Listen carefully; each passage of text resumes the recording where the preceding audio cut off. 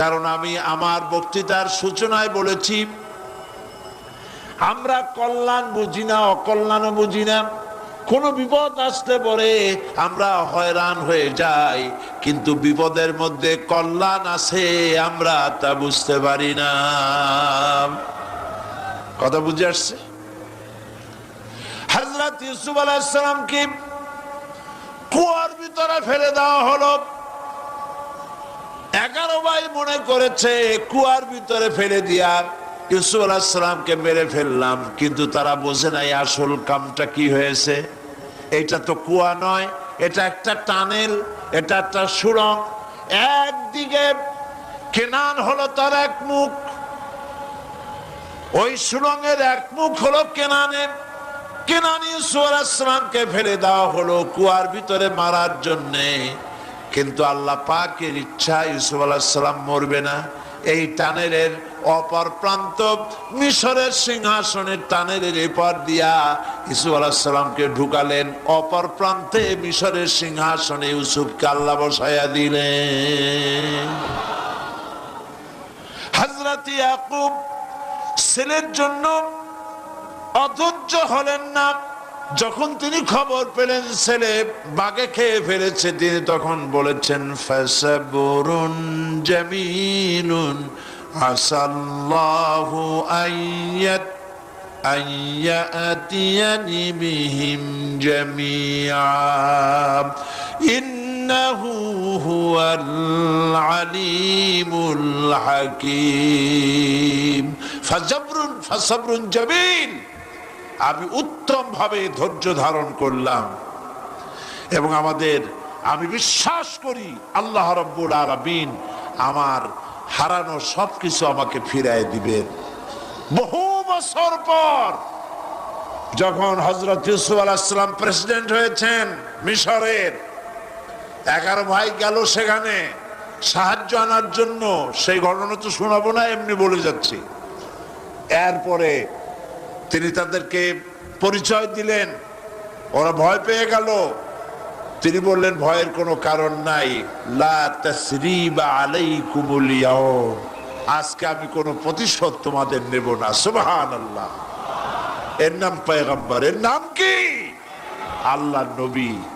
আমি আজকে কোনো প্রতিশোধ তোমাদের নেব না, তোমরা যাও। পিতার অবস্থা তিনি জানলেন, কাঁদতে কাঁদতে পিতার চোখ দুটো নষ্ট হয়ে গেছে। ইয়াকুব আলাইহিস সালাম, হযরত ইউসুফ আলাইহিস সালাম বললেন, যাও। নিজের জামাটা খুললেন, গায়ের জামা খুলে বললেন, ভাইরা আমার, এই জামা নিয়ে যাও আর আমার আব্বার চোখের উপরে এই জামাটা রেখে দিও। ছেলেরা যখন হযরত ইউসুফ আলাইহিস সালামের জামা নিয়ে মিশর থেকে রওনা করেছে, গল্প নয়, উপন্যাস নয়, আল্লাহ পাক এই কোরআন শরীফের সূরা ইউসুফে বলেছেন, জামা নিয়ে মিশর থেকে রওনা করেছেন। কোথায় মিশর আর কোথায় কেনান? কেনানে বসে হযরত ইয়াকুব আলাইহিস সালাম বলছেন, তোমরা যদি আমাকে মতিভ্রম পাগল যদি মনে না করো, তাহলে একটা কথা বলি, আমার নাকে এখন আমি ইউসুফের গন্ধ পেতেছি। তোমরা যদি আমাকে মতিভ্রম না করো, তাহলে আমি বলি আমি কিন্তু ইউসুফের গন্ধ পেতেছি। সুবহানাল্লাহ। হযরত ইউসুফ আলাইহিস সালামের জামা এনে ভাইরা যখন হযরত ইউসুফের চোখের উপরে রেখে দিলেন, হযরত ইয়াকুবের দুটো চোখ সাথে সাথে আল্লাহ ভালো করে দিলেন। ফাসাবরুন জামিল, ধৈর্য ধরো। এই যে ব্যাংকগুলা, ব্যাংক আছে না, এই ব্যাংকগুলো সব চালান দিছে। ওই যে অনেক আগে যে সব সরকার ছিল, বাংলাদেশের ব্যাংকগুলি সব পাঠায় দিয়েছে চায়না। ওরা তো ব্যাংক খায়। আমি ব্যাংকক গিয়েছিলাম, মেলবোর্ন ইউনিভার্সিটিতে মাহফিল ছিল। মেলবোর্ন অস্ট্রেলিয়া, যার রাজধানী সিডনি, মেলবোর্ন ইউনিভার্সিটিতে আমার মাহফিল। ব্যাংকক হয়ে যেতে হবে, ব্যাংকক হয়ে ফিরতে হবে থাইল্যান্ডের রাজধানী দিয়ে। তো সেখানে ফেরার পথে আমি 3 দিন সেখানে থাকলাম, দেখলাম ওখানে তো বুদ্ধ ধর্মের লোক বেশি, বৌদ্ধ ধর্মের লোক বেশি। অহিংসা পরম ধর্ম, জীব হত্যা মহাপাপ। যাদের ধর্মীয় নীতি, জীব হত্যা করে তারা জনমের মতো। রাস্তার ধারে আমাদের দেশে যেভাবে বাদাম ভাজে, ওইভাবে রাস্তার ধারে ঘিতে করে, এই কড়াইতে করে ঘি দিয়ে ভাজে। তেলা পোকা, উই পোকা, সার পোকা, উরসুঙ্গা, তারপরে আর কি কি আছে এরকম, আরশোলা, আর কি আছে এই গাছের সাথে সাথে পোকা, এইগুলি ভাজি করে, কড়া ভাজি। হ্যাঁ, ফড়িং, বড় বড় ফড়িং, এইগুলো রাস্তায় দাঁড়ায় দাঁড়িয়ে কিনে কিনে এগুলো জন্মের খাওয়া খায়।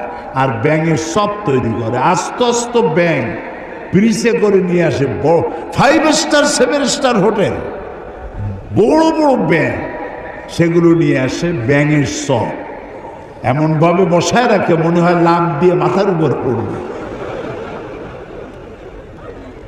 এখন এগুলি, এই ব্যাঙ এগুলি পোকামাকড় খাইত, আপনার ফসল রক্ষা হতো, সে ব্যাঙগুলোরই মারি ফেলেছে।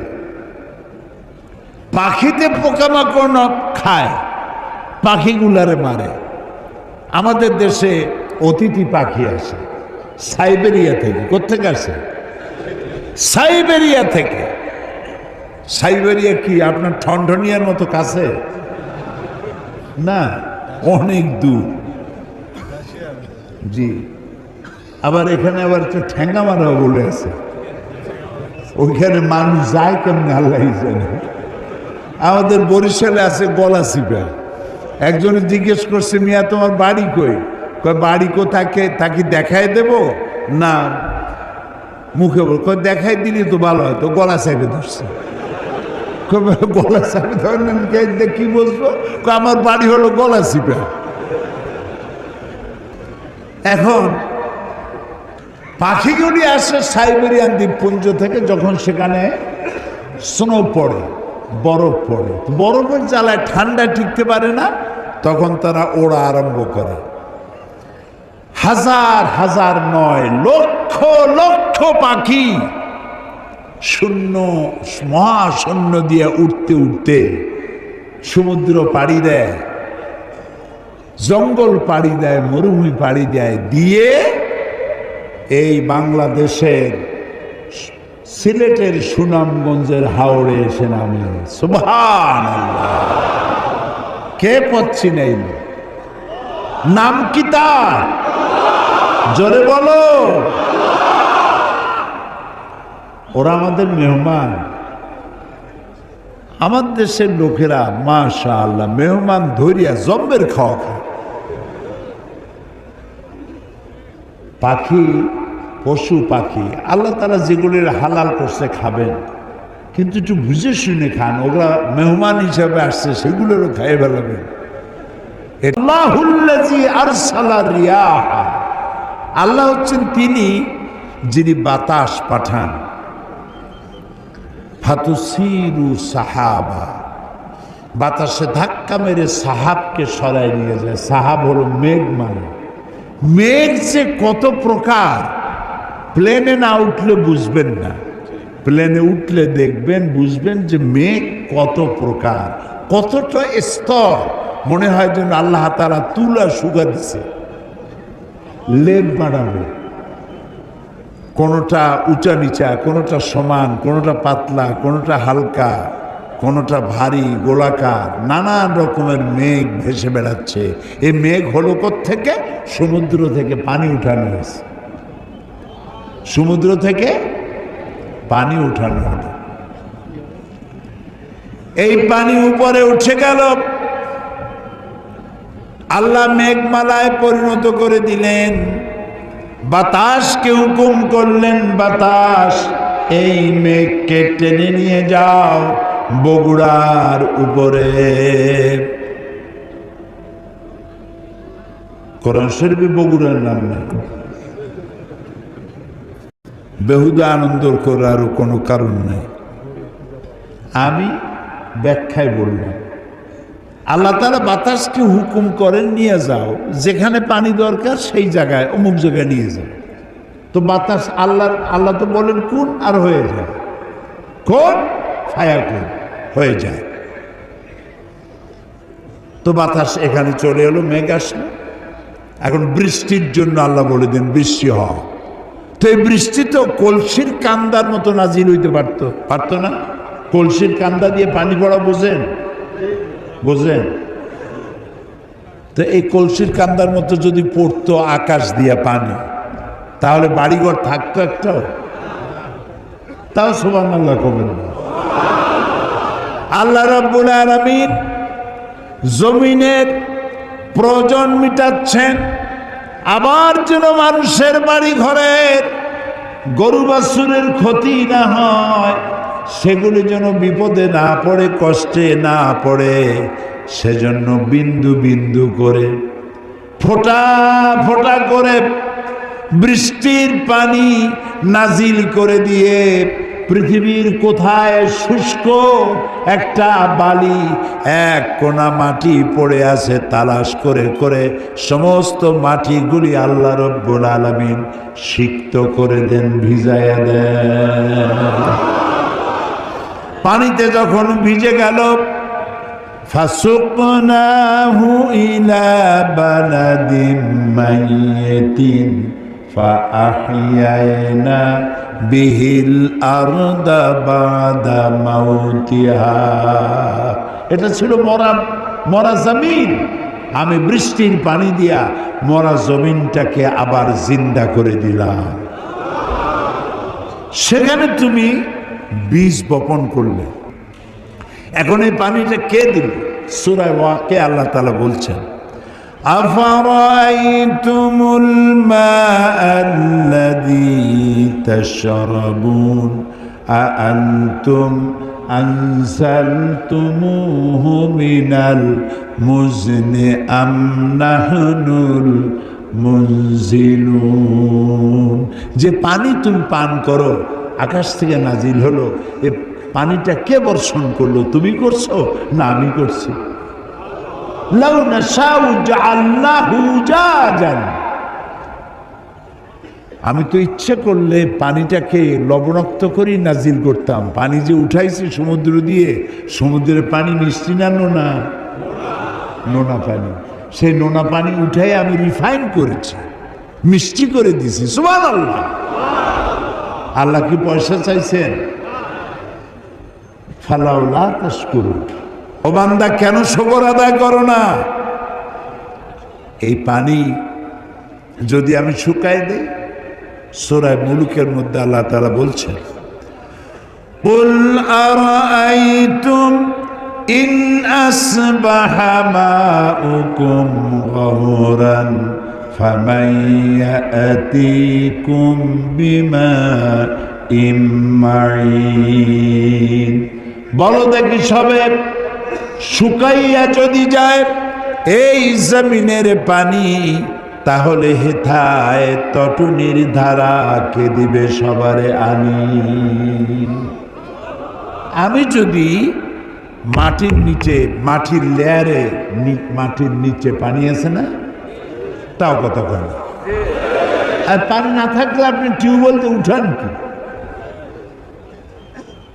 মাটির নিচের পানি, খালের পানি, বিলের পানি সব যদি আমি আল্লাহ শুকায় দেই, তাহলে আমি আল্লাহ ছাড়া এমন কে আছে নতুন করে আবার মরা গাঙ্গে পানির জোয়ার এনে দিতে পারে? আছে কেউ? বলেন সুবহানাল্লাহ, সুবহানাল্লাহ। এভাবে করে আল্লাহ তাআলা পানির ব্যবস্থা করে দিচ্ছেন। সেই আল্লাহ এই পানির চক্রাকারে, এই পানি দিয়ে আল্লাহ তাআলা সব সৃষ্টি করেছেন এবং পানি দিয়ে পৃথিবীর মানুষকে ধন্য করেছেন। আল্লাহ তাআলা বলছেন, দেখো পৃথিবীকে সজ্জিত করেছি, কোনো জিনিসকে আমি খালি খালি বানাইনি। তা আপনার প্রাকৃতিক ভারসাম্য, জীববৈচিত্র্য, আপনার ভারসাম্যকে রক্ষা করে। সুবহানাল্লাহ। রাসূলুল্লাহ সাল্লাল্লাহু আলাইহি ওয়াসাল্লাম বলেছেন, যখন তিনি যুদ্ধে যেতেন তখন সাহাবায়ে কেরামদেরকে বলতেন, তিনটা নির্দেশ দিতেন, গাছ কাটবা না। সুবহানাল্লাহ বলবেন, গাছ কাটবা না। আর সেখানে কি গাছ ছিল? খেজুর গাছ। গাছ কাটা মানেই হচ্ছে অর্থনৈতিক ক্ষতিগ্রস্ত করা। গাছ কাটবা না। বৃদ্ধ এবং শিশুদের গায়ে হাত দিবা না। নারী নির্যাতন করবে না। সুবহানাল্লাহ, সুবহানাল্লাহ। তো ন্যাচারাল প্রকৃতির ভারসাম্য রক্ষা করার জন্যই আল্লাহ এগুলি তৈরি করে রেখেছেন। কি সুন্দর! আল্লাহ বলেন, একটু তাকায় দেখো তো।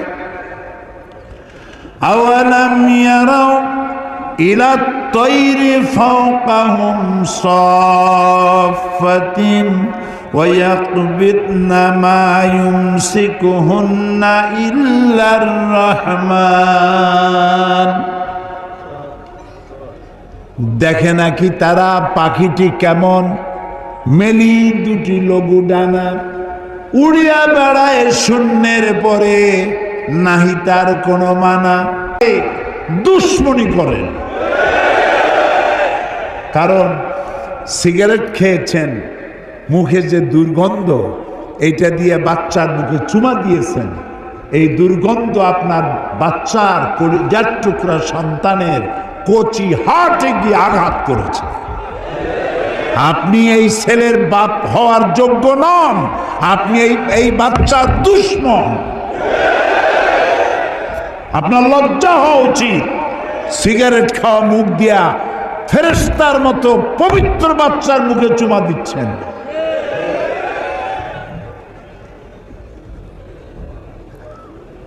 সিগারেটে ধূমপানের ভিতরে 4 পয়সা কোন উপকার আছে বলে পৃথিবীর কোন ডাক্তার বলতে পারবে না। হয়তো সেইগুলা বাসে বসে খায়, রাস্তায় খায়, হাটে আর খায়, মুরব্বীর সামনে খায়, হোটেলে খায়। আহারে, একটু শরম টরম হওয়া উচিত। এখানেই শেষ নয়, আপনি আপনার জীবনের সাথে, বাচ্চাটা বাদ দিলাম, আপনার জীবনের সাথে শত্রুতা করছেন। সিগারেটের মধ্যে, তামাকের মধ্যে নিকোটিন নামক এক প্রকারের বিষ আছে, পয়জন আছে। এই পয়জন ধোঁয়া হয়ে নাকের আপনার মুখে টান দিলেন, হার্টে চলে গেল। পৃথিবীতে প্রতি বছর 30 লক্ষ লোক সিগারেটের নিকোটিন নামক পয়জন দিয়ে ক্যান্সার আক্রান্ত হয়ে মারা যায় যারা, তাদের সংখ্যা 30 লাখের উপরে। আপনি আপনার আত্মহত্যার জন্য দায়ী সিগারেট পান যারা করে। তো পরিবেশ দূষণ করা এটা কোনো মানুষের কাজ না, পরিবেশকে গড়া, সুন্দর করা মানুষের কাজ। এরপরে দেখেন আল্লাহ তাআলা বলছেন, দেখো পাখিগুলো দেখলে, এবার দেখো মৌমাছি। কি দেখবেন? সুবহানাল্লাহ। মৌমাছির নামে একটা সূরাই নাজিল হয়ে গেছে। সূরাটার নাম কি? আরে ভাই, আমি কি খামাখা বলছি? এই কোরআন মহাবিশ্বের মহাবিশ্ব কি নাই? পিঁপড়ার নামেও একটা সূরা আছে, নাম কি? সূরা আন-নাম। আবার হাতির নামে একটা সূরা আছে। এখন পিঁপড়া বড় না হাতি বড়? অথচ হাতির নামের সূরাটা এতটুকু, আর সূরার নাম এত বড়, পিঁপড়া। সুবহানাল্লাহ। আবার মাকড়সার নামে একটা সূরা আছে, নাম কি? আনকাবুত। আবার মানুষের নামে একটা সূরা আছে, নাম কি? আন-নাস। এখন মানুষের মধ্যে তো 2টা শ্রেণী, পুরুষ আর নারী। মেয়ে লোকের নামেও একটা সূরা আছে। লোক সমানে ঘোরে, সাত দিন ঘোরে ঘোরে ঘোরে। কি কিনে নিয়ে আসলো? বিমল মিত্রের কড়ি দিয়া কিনলাম, এত বড়। শরৎ রচনা বলি, রবীন্দ্র রচনা বলি, বঙ্কিম রচনা বলি, নিহার রঞ্জন রচনা বলি, শ্রী শ্রী শৈলেন্দ্রনাথ রচনা বলি। আচ্ছা, এসব রচনা পড়া কোনো নিষেধ না। আমি কিন্তু কোনো সাম্প্রদায়িক কথা বলছি না। আপনি পড়েন, আমিও পড়ছি। শরতের এমন কোনো লেখা নেই যে আমি পড়িনি, বঙ্কিমের এমন কোনো লেখা নেই যে আমি পড়িনি। আমি বঙ্কিমকে পড়েছি, শরৎকে পড়েছি, রবীন্দ্রনাথকে পড়েছি। রবীন্দ্রনাথের 2 বিঘা জমিন কবিতা পড়ে আমি কেঁদেছি। কাবুলিওয়ালা গল্প পড়ে আমি কেঁদেছি। এসব বই পড়া নিষেধ নয়, আপনি বই পড়েন, কিন্তু সব বই পড়ার আগে কোরআন বোঝা ফরজ। আপনি তো আসল কিতাবের কাছে যান নাই। আপনারা বগুড়াবাসীরা, আপনার বাড়ির ড্রয়িং রুমটা খুব সাজানো, সব আছে। কোরআন শরীফের একখান তাফসির আছে? কয়জনের বাড়িতে আছে? দুর্ভাগ্য এ জাতির। কোরআন পড়ুন, কোরআন পড়ুন। ওই যে একটা স্লোগান দেয় না, আল কোরআনের আলো, এইটা হলো ভালো স্লোগান। খালি একটা স্লোগান পাইছে, ইসলামের শত্রুরা হুঁশিয়ার সাবধান। কি এর শত্রু? আমার কোনো শত্রু নাই। আওয়ামী লীগ আমার, বিএনপি আমার, জামাত ইসলামী আমার, জাতীয় পার্টি আমার, হিন্দু আমার, বৌদ্ধ আমার, মুসলমান আমার, যারা মানুষ তারাই আমার।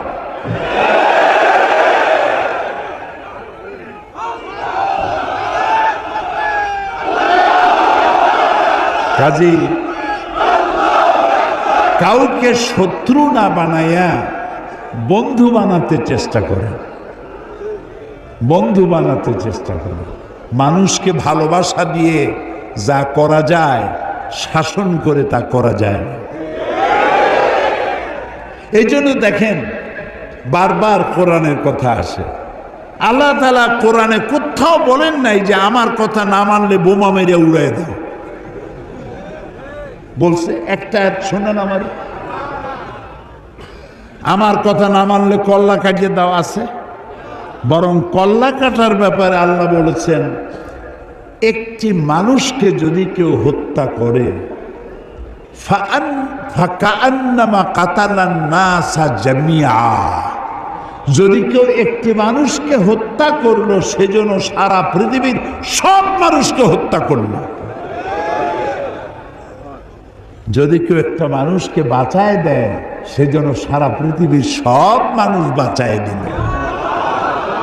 এইটা হলো কোরআন। এটা কি? এই হচ্ছে সেই কোরআন।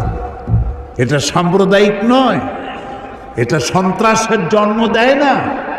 কোরআন সন্ত্রাসীদেরকে বিদায় করে দেয়। এখানে সাম্প্রদায়িকতার কোনো জায়গা নাই। নবী করিম সাল্লাল্লাহু আলাইহি সাল্লাম মদিনায় প্রবেশ করে সর্বপ্রথম ইসলামের চরম দুশমন ইহুদিদের সাথে এগ্রিমেন্ট করেছিলেন, চুক্তি করেছিলেন। এটা ঐতিহাসিক সত্য নয়? অথচ ইহুদিদের হাত দিয়া হাত নবীদের রক্তে রঞ্জিত। বহু নবী তারা জবাহ করেছে। জাকারিয়া আলাইহিস সালামকে করাত দিয়ে চিরে দ্বিখণ্ডিত করেছে ইহুদিরা। কাজে মানুষকে আপনি শত্রু ভাববেন কেন? হিন্দুর বাড়িতে যদি কেউ অসুস্থ হয়, আপনি 1 কেজি আপেল নিয়ে যান এবং তাকে 1 কেজি আপেল দেন। আপনি বলুন, স্রষ্টা আপনার ভালো করুন, আপনার জন্য দোয়া করি, আশীর্বাদ করি। বলতে তো কোনো ক্ষতি নেই।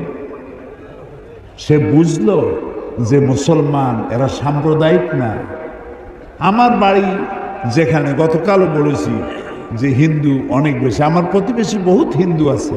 ঈদের দিন তারা আমার বাড়িতে এসে, আমার গরিবখানায় এসে তারা পায়েস খায়, সেমাই খায়। আমি এমপি থাকাকালীন মসজিদও বানাইছি, তাদের মন্দিরও বানাইছি। আমার বাপের টাকা দিয়ে তো বানাইনি, সরকারের কাছ থেকে টাকা নিয়েছি, বানাই দিয়েছি। শত্রুতা কেন করবে? আমার এ ঘর ভাঙ্গিয়াছে যে বা, আমি বাঁধি তার ঘর, আপন করিতে ঘুরিয়া বেড়াই, যে করেছে মরে পর। কাজে মানুষকে ভালোবাসতে শিখুন, মানুষকে ভালোবাসা দিন, তাহলে মানুষগুলি দিনের পথে চলে আসবে। যাই হোক, কিসের কথা বলছিলাম কন্ত?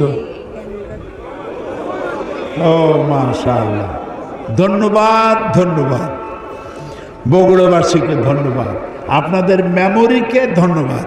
আল্লাহ আমাদের সকলের মেমোরিকে আরো বাড়ায় দিন, যাতে কোরআনের কথা, হাদিসের কথা আমরা আমাদের মাথার মধ্যে রেখে দিতে পারি। সুবহানাল্লাহ।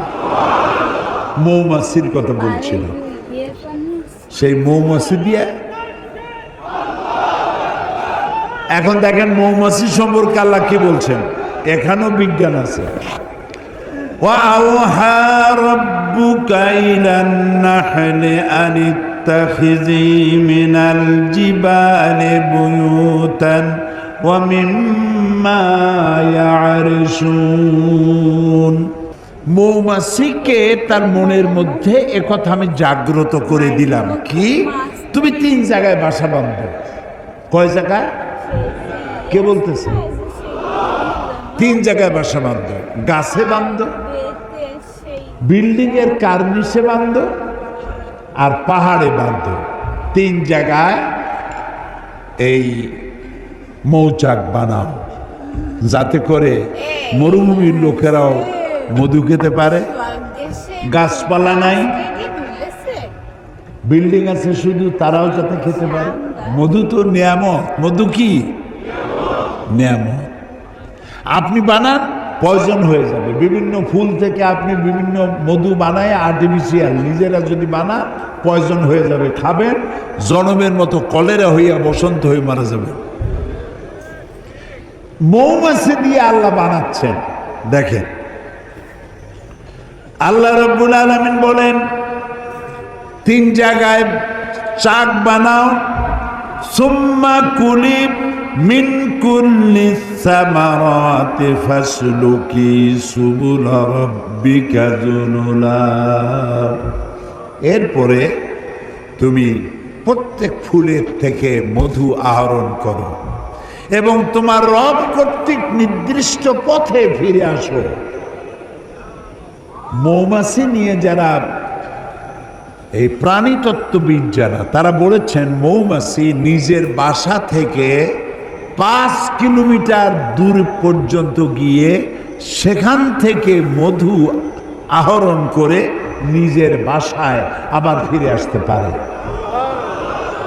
সে পথ হারায় না, কারণ আল্লাহ তাআলা বলেছেন সুম্মা কুলি মিন কুল্লি সামারাতি ফাসলুকি সুবুলা রাব্বিকা যুনুলা।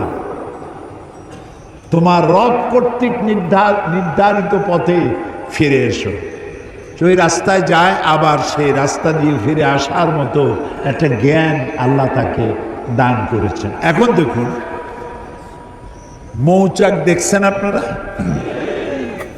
মৌচাকের অসংখ্য চেম্বার আছে। এই চেম্বারগুলি কয় কোণ বিশিষ্ট বলেন তো? মৌ খাইছে জন্মের খাওয়া, কিন্তু দেখে নেই। 6 কোণ বিশিষ্ট। মধু মক্ষিকা যে চাক বানায় 6টা কোণ থাকে, প্রতিটা চেম্বারের 6টা কোণা। এই যে সমান সাইজের, একটাও বড় নয় একটাও ছোট নয়, হাজার হাজার চেম্বার বানালো 6 কোণ বিশিষ্ট। ওর কাছে কি জ্যামিতি বক্স ছিল? মেশিন টুল ছিল? কি দিয়ে বানালো? সুবহানাল্লাহ বলবেন। সুবহানাল্লাহ। এরপরে বিল্ডিং এর কার্নিশে এসে বানায়েছে মৌচাক। আধা মন 1 মণ ওজন পড়ে যাচ্ছে না। কোন সুপার গ্লু দিয়ে সেটাকে লাগালো? সুবহান আল্লাহু আকবার। আল্লাহ তাআলা এই মধুমক্ষিকার মধ্যে আল্লাহ তাআলা এই শক্তি দান করেছেন, বুদ্ধি দান করেছেন, প্রজ্ঞা দান করেছেন।